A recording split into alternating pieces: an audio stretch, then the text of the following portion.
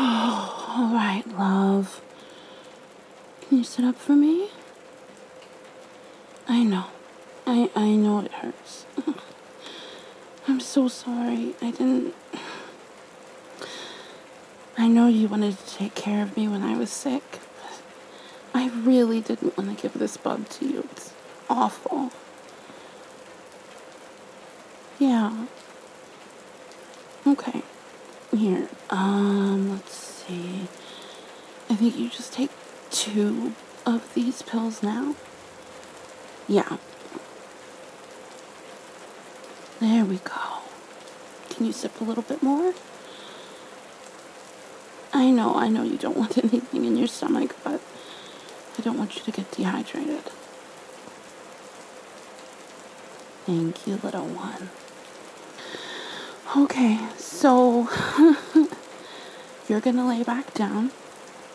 And I know I'm still sick, but you're way sicker than me, so I'm gonna read to you a little bit, if that's okay. I feel like there's nothing I can do to, really make you feel better, and this is one thing that I know that you like. So, yeah, you get all cozy. This is a different book, though. I know we've been reading about Mary and her adventures, but you're so very little and sweet and adorable, even though you feel awful. So I'm going to read you some Winnie the Pooh, okay? Let's see. Yeah, it's got the whole book. It's the complete tales. So we'll just read some, and if you fall asleep, I will keep reading to you for a while, even if you're asleep, okay? It's fine. I know when you're sick, you drowse off. Okay, let's see. You ready? Yeah. Okay. Chapter 1, in which we are introduced to Winnie the Pooh and some bees, and the stories begin. Here is Edward Bear, coming downstairs now. Bump, bump, bump, on the back of his head, behind Christopher Robin. It is, as far as he knows, the only way of coming downstairs. But sometimes he feels that there really is another way, if only he could stop bumping for a moment and think of it. And then he feels that perhaps there isn't. Anyhow, here he is at the bottom, and ready to be introduced to you, Winnie the Pooh. When I first heard his name, I said just as you were going to say, but I thought he was a boy. So did I, said Christopher Robin. Then you can't call him Winnie. I don't. But you said, he's Winnie the Pooh. Don't you know what that means? Ah, yes, now I do, I said quickly, and I hope you do too, because it is all the explanation you are going to get. Sometimes Winnie the Pooh likes a game of some sort when he comes downstairs, and sometimes he likes to sit quietly in front of the fire and listen to a story. This evening... What about a story? Said Christopher Robin. What about a story? I said. Could you very sweetly tell Winnie the Pooh one? I suppose I could, I said. What sort of stories does he like? About himself, because he's that sort of bear. Oh, I see. So, could you, very sweetly? I'll try, I said. So, I tried. Once upon a time, a very long time ago now, about last Friday, Winnie the Pooh lived in a forest all by himself, under the name of Sanders. What does under the name mean? Asked Christopher Robin. It means he had the name over the door in gold letters and lived under it.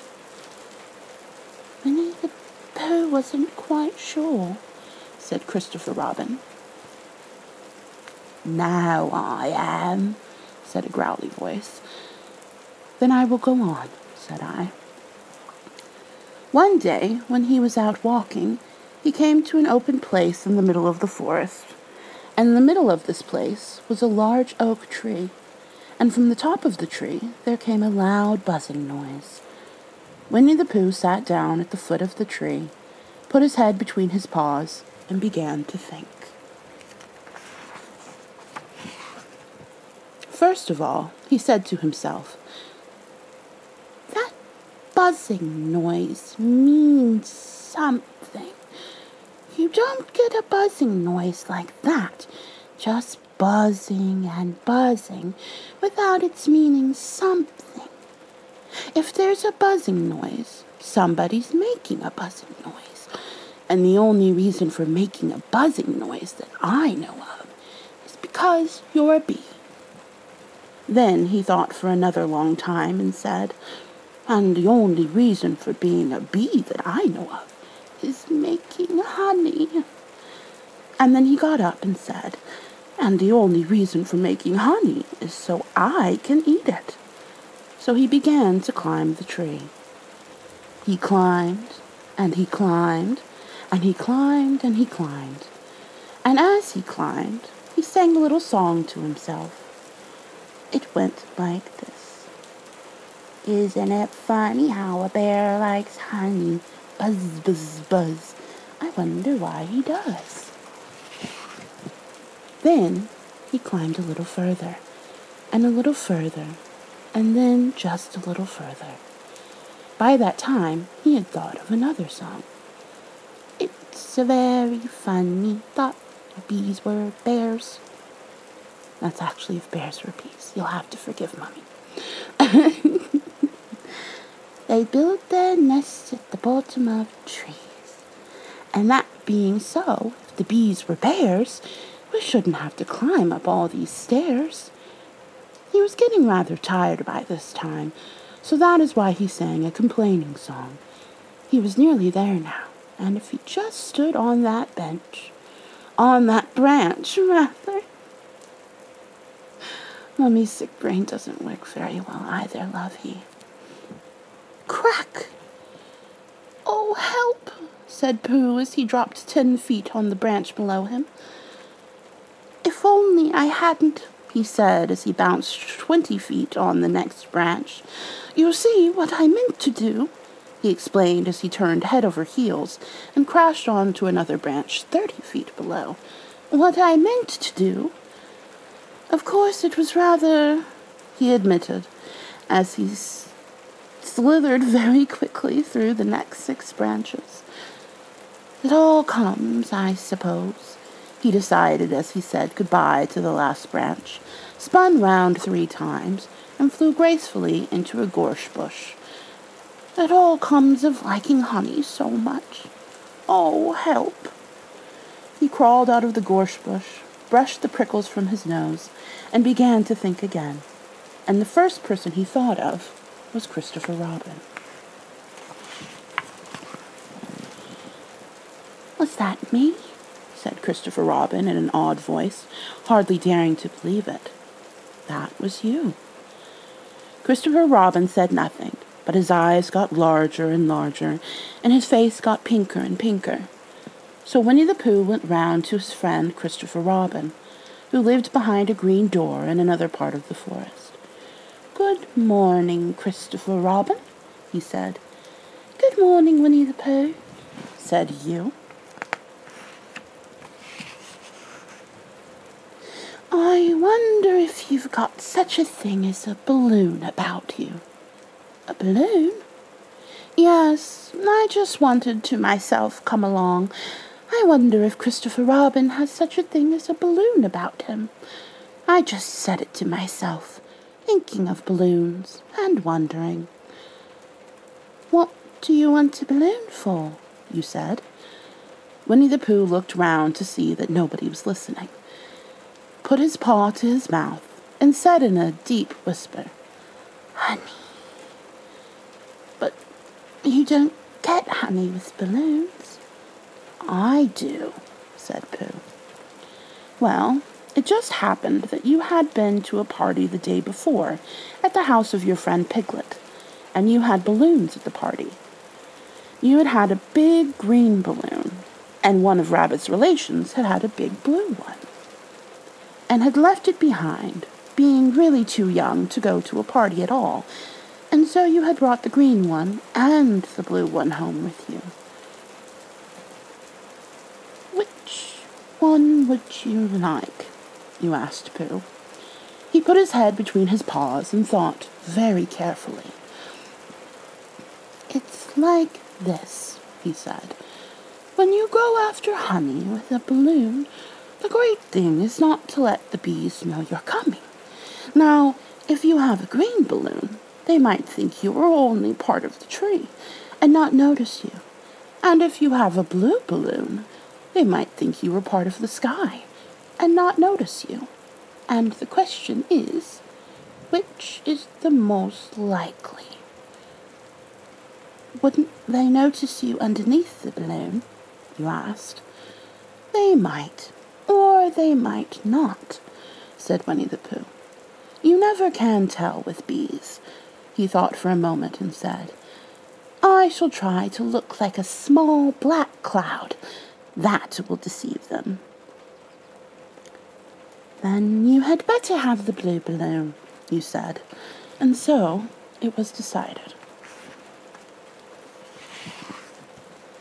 Well, you both went out with the blue balloon, and you took your gun with you, just in case, as you always did. And Winnie the Pooh went to a very muddy place that he knew of, and rolled until he was black all over. And then, when the balloon was blown up as big, and you and Pooh were both holding on to the string, you let go suddenly, and Pooh Bear floated gracefully up into the sky, and stayed there, level with the top of the tree, and about 20 feet away from it. Hooray! You shouted. Isn't that fine? Shouted Winnie the Pooh down to you. What do I look like? You look like a bear holding on to a balloon, you said. Not, said Pooh anxiously, not like a small black cloud in a blue sky. Not very much. Well, perhaps from up here it looks different. And, as I say, you never can tell with bees. There was no wind to blow him nearer to the tree, so there he stayed. He could see the honey, he could smell the honey, but he couldn't quite reach the honey. After a little while, he called down to you. Christopher Robin, he said in a loud whisper. Hello? I think the bees suspect something. What sort of thing? I don't know, but something tells me that they're suspicious. Perhaps they think that you're after their honey. It may be that. You never can tell with bees. There was another little silence, and then he called down to you again. Christopher Robin? Yes? Have you an umbrella in your house? I think so. I wish you would bring it out here and walk up and down with it, and look up at me every now and then and say, Tut, tut, it looks like rain. I think if you did that, it would help the deception which we are practicing on these bees. Well, you laughed to yourself. Silly old bear.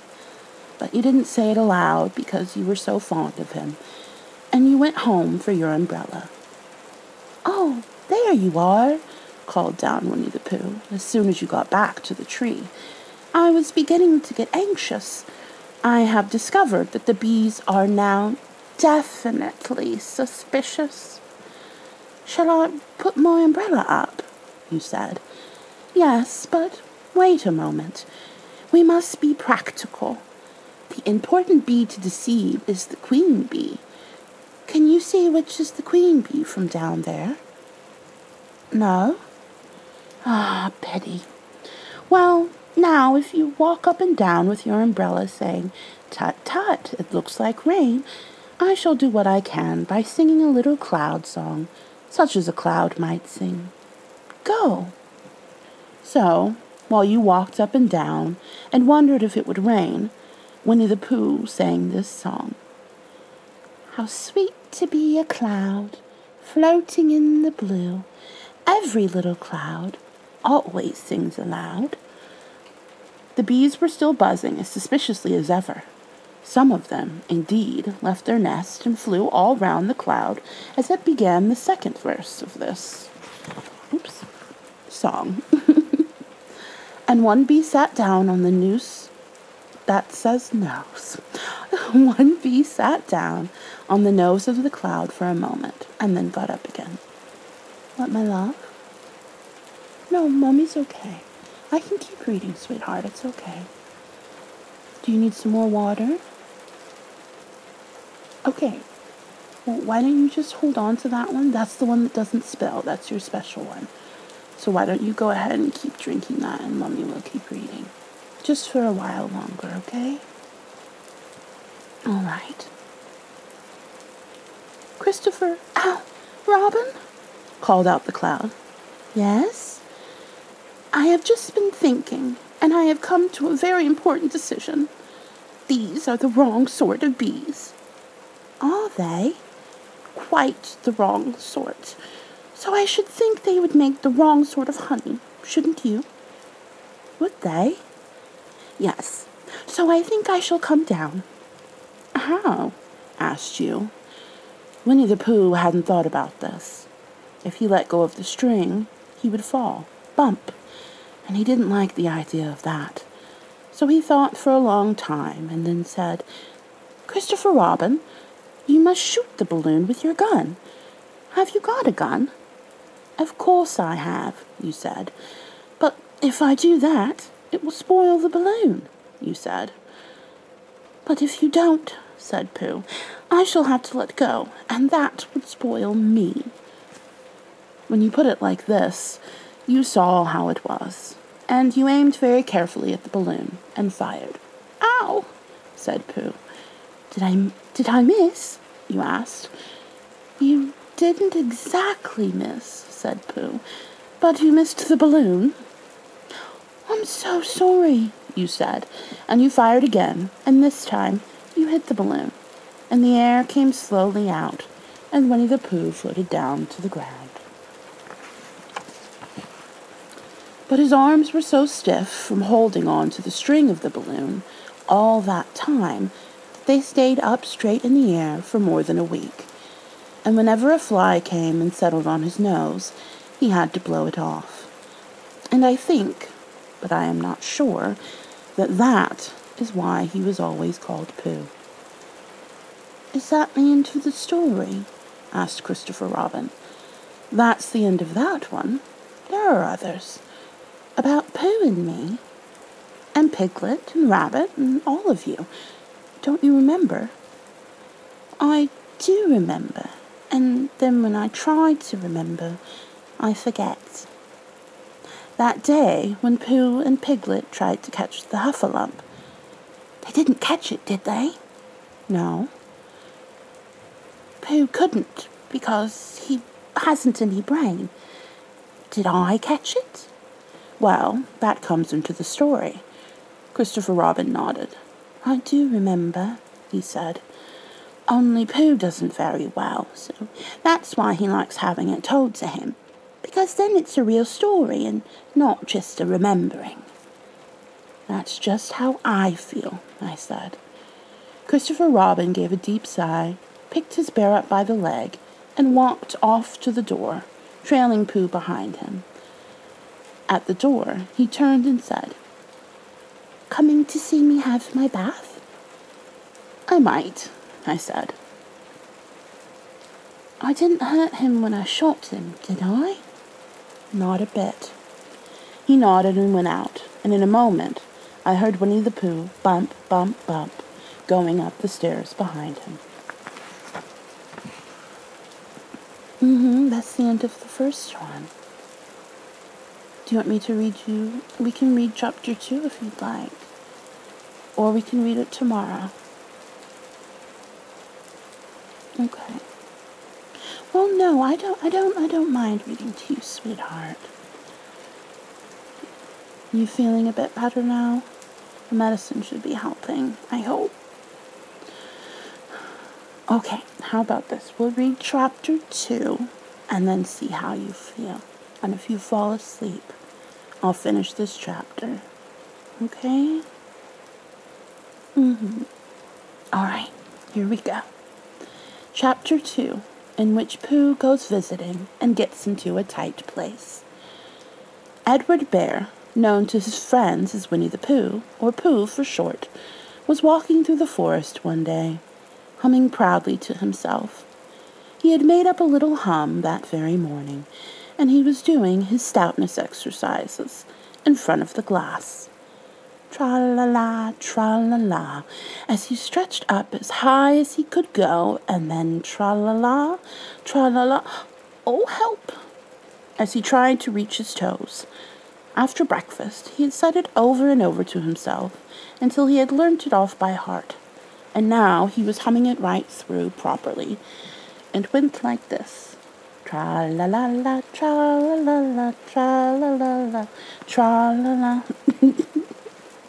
Yes, love, when my mom used to read this to me when I was little, I think she would just make it up, because the book and then the show that I grew up watching, The Mini Adventures of Winnie the Pooh, it's a bit different. It's the same source material-wise, and they tell the stories from the book, but the way they do the songs didn't really stick with me, except for the Rumbly in My Tumbly song. That one is cemented in my mind forever and always. So I think my brain always wants to sing that one. There's a rumbly in my tumbly, la-da-dee-da, la-da-dee. So, if that's the rhythm that all of the songs take, please, show me some mercy and pretend that it's not. All right.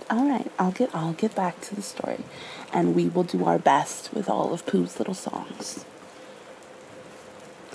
Well, he was humming this hum to himself and walking along gaily, wondering what everybody else was doing and what it felt like being somebody else, when suddenly he came to a sandy bank, and in the bank was a large hole. "Aha!" said Pooh. "Rum-tum, tiddly-um-tum. If I know anything about anything, that hole means rabbit," he said. "And rabbit means company," he said.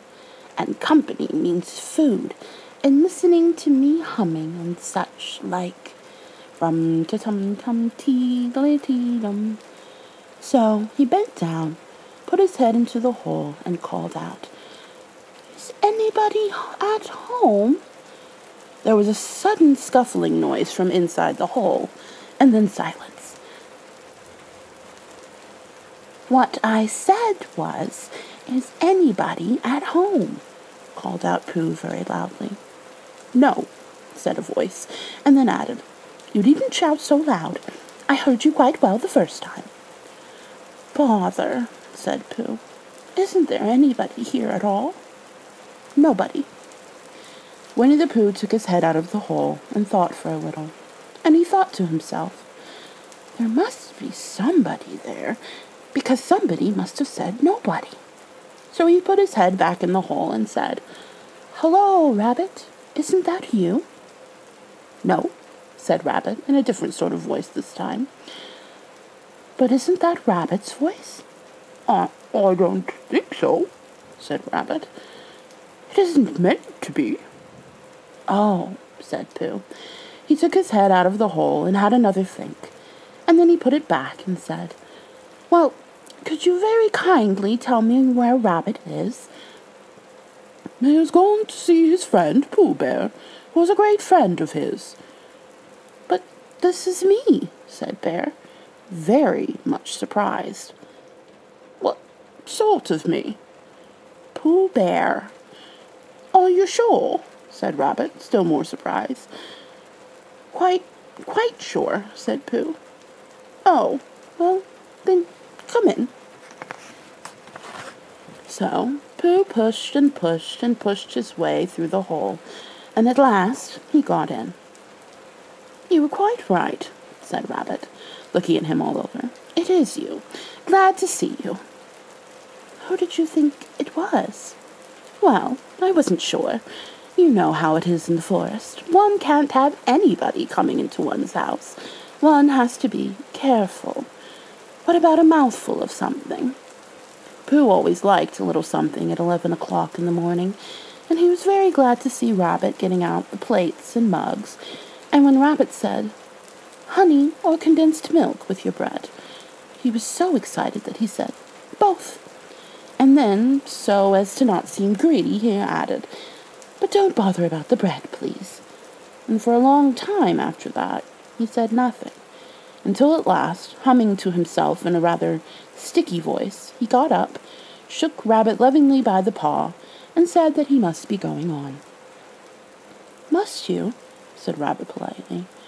"Well," said Pooh, "I could stay a little longer if you—" and he tried very hard to look in the direction of the larder. "As a matter of fact," said Rabbit, "I was going out myself directly." "Oh, well, then I'll be going on. Goodbye." "Well, goodbye, if you're sure you won't have any more." "Is there any more?" asked Pooh quickly. Rabbit took the covers off the dishes and said no, there wasn't. "I thought not," said Pooh, nodding to himself. "Well, goodbye. I must be going on." So he started to climb out of the hole. He pulled with his front paws and pushed with his back paws, and in a little while his nose was out in the open again, and then his ears, and then his front paws, and then his shoulders, and then— "Oh, help," said Pooh. "I'd better go back." "Oh, bother," said Pooh. "I shall have to go on." "I can't do either," said Pooh. "Oh, help and bother." Now, by this time, Rabbit wanted to go for a walk, too, and finding the front door full, he went out by the back door, and came round to Pooh and looked at him. "Hello, are you stuck?" he asked. "No," said Pooh carelessly, "just resting and thinking and humming to myself. Here, give us a paw." Pooh Bear stretched out a paw, and Rabbit pulled and pulled and pulled. "Oh," cried Pooh, "you're hurting." "The fact is," said Rabbit, "you're stuck." "It all comes," said Pooh crossly, "of not having front doors big enough." "It all comes," said Rabbit sternly, "of eating too much." "I thought, at the time," said Rabbit.